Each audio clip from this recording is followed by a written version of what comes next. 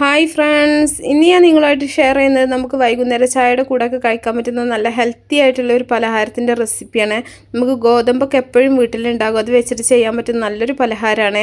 ആദ്യം തന്നെ നമ്മൾ കുറച്ച് ഗോതമ്പ് നന്നായിട്ടൊന്ന് വറുത്തെടുക്കുന്നുണ്ട്. ഞാനിവിടെ 3 കപ്പ് ഗോതമ്പാണ് എടുത്തിട്ടുള്ളത് കേട്ടോ. ഇത് നന്നായിട്ടൊന്ന് കഴുകിയിട്ടൊന്ന് വെയിലത്തൊന്ന് വെച്ച് ഉണക്കിയെടുത്തിട്ടുള്ളതാണ്. ഇനി ഇത് നല്ല പോലെ ഒന്ന് വറുത്തെടുക്കുക. അപ്പോൾ ഒരുപാട് തീ കൂട്ടി വെച്ചിട്ട് വറക്കരുത്, അപ്പോൾ കരിഞ്ഞു പോവും. അപ്പോൾ ചെറിയ തീയിലിട്ടിട്ട് നല്ല പോലെ ഒന്ന് വറുത്തെടുത്താൽ മതി. നമ്മൾ സാധാരണ അരിയൊക്കെ വറുക്കുന്ന പോലെ തന്നെ നന്നായിട്ട് ചൂടായി കഴിഞ്ഞാൽ പൊട്ടി ഇങ്ങനെ വരും കേട്ടോ. ആ സമയത്ത് നമുക്ക് എല്ലാം പൊട്ടി കഴിഞ്ഞതിന് ശേഷം തീ ഓഫ് ചെയ്താൽ മതി. ഇപ്പോൾ കളറൊക്കെ ചേഞ്ചായി വന്നിട്ടുണ്ട്, നല്ല പോലെ തന്നെ വറവായിട്ടുണ്ട്. അപ്പോൾ നമ്മൾ തീ ഒന്ന് ഓഫ് ചെയ്തിട്ട് കുറച്ച് സമയം കൂടി ഒന്ന് ഇളക്കി കൊടുക്കണം, ഇല്ലയെന്നുണ്ടെങ്കിൽ അടിഭാഗം പെട്ടെന്ന് തന്നെ കരിയും. അപ്പോൾ അതൊക്കെ പ്രത്യേകം ശ്രദ്ധിക്കട്ടെ. കരിഞ്ഞു പോയിട്ടുണ്ടെന്നുണ്ടെങ്കിൽ നമ്മൾ പിന്നെ അത് ഉണ്ടാക്കിയാലും ആ ഒരു കയ്പ്പ് ടേസ്റ്റ് ഉണ്ടാവും. അപ്പോൾ അതൊക്കെ ശ്രദ്ധിച്ചിട്ട് നല്ല പോലെ ഒന്ന് വറുത്തെടുത്താൽ മതി. ഇത് നല്ലപോലെ ചൂടാറിയതിന് ശേഷം നമുക്ക് മിക്സിയുടെ ജാറിലിട്ടിട്ട് നല്ലപോലെ ഒന്ന് പൊടിച്ചെടുക്കണം. അപ്പോൾ നല്ലപോലെ ചൂടാറാനായിട്ട് മാറ്റി വെക്കുക കേട്ടോ. അതിന് ശേഷം പൊടിച്ചെടുത്താൽ മതി.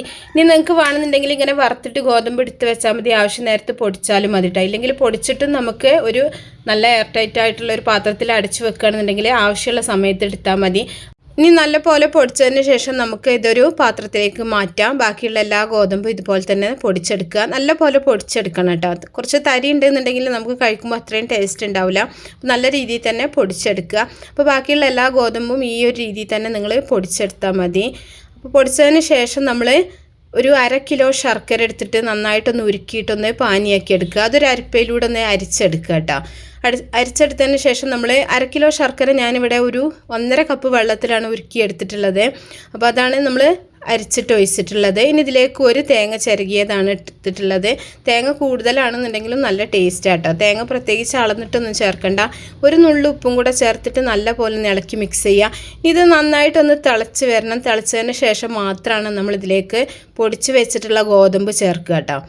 പൊടിച്ച് വെച്ചിട്ടുള്ള ഗോതമ്പ് കുറേശ്ശെ ചേർത്തിട്ട് നല്ല പോലെ ഒന്ന് മിക്സ് ചെയ്തെടുത്താൽ മതി. അപ്പോൾ വെള്ളത്തിൻ്റെ കുറവുണ്ടെന്നുണ്ടെങ്കിൽ നിങ്ങൾ തിളപ്പിച്ച വെള്ളം ഉണ്ടെങ്കിൽ കുറച്ചും കൂടെ ചേർത്തിട്ട് നല്ല പോലെ ഒന്ന് മിക്സ് ചെയ്തെടുത്താൽ മതി.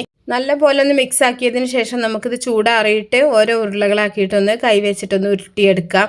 അപ്പോൾ നന്നായിട്ട് എല്ലാ ഭാഗത്തേക്കും ശർക്കര ആവുന്ന രീതിയിൽ വേണം നമ്മളിത് ഇളക്കി മിക്സ് ചെയ്യാൻ കേട്ടോ.